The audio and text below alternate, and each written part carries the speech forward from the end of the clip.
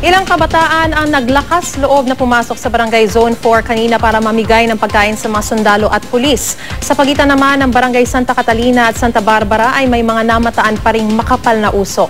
Mula sa Barangay Zone 4, may ulat on the spot si Ian Cruz. Ian.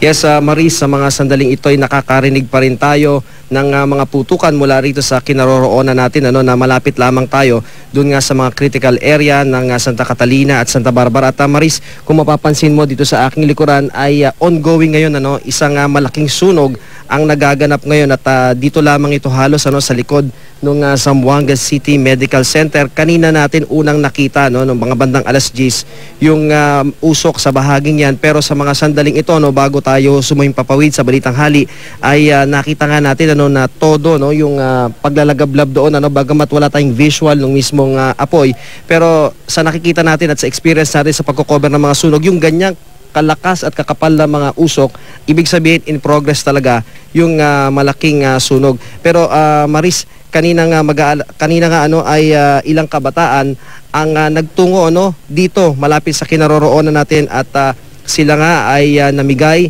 ng mga tinapay at ilan pang maiinom sa ating mga tropa ng pamahalaan, sa mga sundalo at sa mga pulis na naririto. Kaya naman sinasabi ng mga pulis at mga sundalo ay tumataba raw yung kanilang puso kapag may mga sibilyan, lalo na yung mga kabataan na nagsisipunta rito para mabigyan nga sila ng tulong. At isa nga sa malaking accomplishment kahapon ng pamahalaan ay yung pagkakahuli ng dalawang sniper sa bahagi ng Santa Catalina. Eksklusibo nga yan na nakuna ng ating kasamahan na si Chino Gaston. At yung isa nga sa kanila ay 19 na taong gulang na snipers ito at nagsabing buhay pa raw ang commander ng MNLF na si Javier Malik. Yan nga yung mga kabataan na namigay kanina ng mga tinapay sa mga tropa ng sundalo at militar na naririto ngayon. At sa huling talanga ng AFP, partikular nitong si Lieutenant Colonel Demi Zagala ng Public Affairs Office ng AFP, sa bakbakan dito sa Zamboanga City ay 47 na raw ang nasawi sa hanay ng MNLF, 5 naman sa AFP at PNP, 3 sa sibilyan. Sa hanay naman ng mga sugatan, 39 daw sa PNP at AFP, 20 at 8 naman sa mga sibilyan at 19 naman yung captured o yung mga nag-surrender na MNLF members. Sa huling tala ng pamahalaan, 47 nga yung patay sa panig ng MNLF at may 3 sibilyang nasawi at halos 30 ang sugatan. May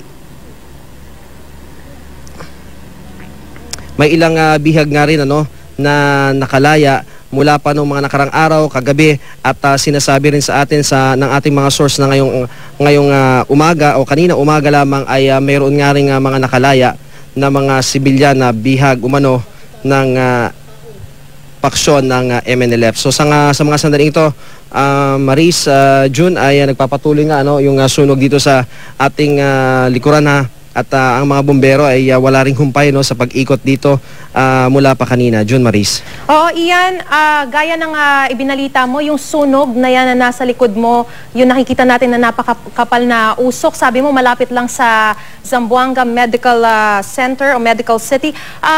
Kumusta yung mga pasyente doon sa ospital na yan?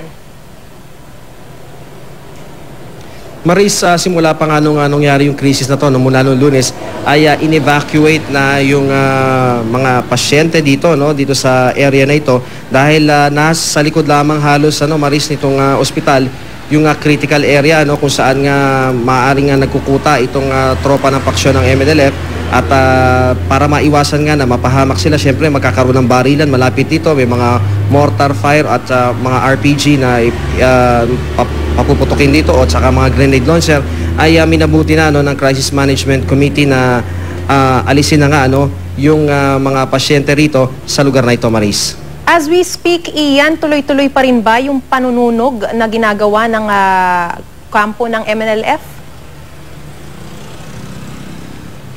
Maris, hindi natin matiyak kung talaga bang sinadya itong sunog na ito o kung MNLF ba ang may gawa nitong mga sunog nito. Kasi Maris, ang nangyayari, may mga nagsasabi sa atin mula sa intelligence team ng PNP at ng AFP na maaring kapag naputukan ng RPG or ng grenade launcher, ng nabala ng grenade launcher, yung mga area dyan, lalo na yung mga light materials sa mga bahay, ay nagkakaroon ng sunog.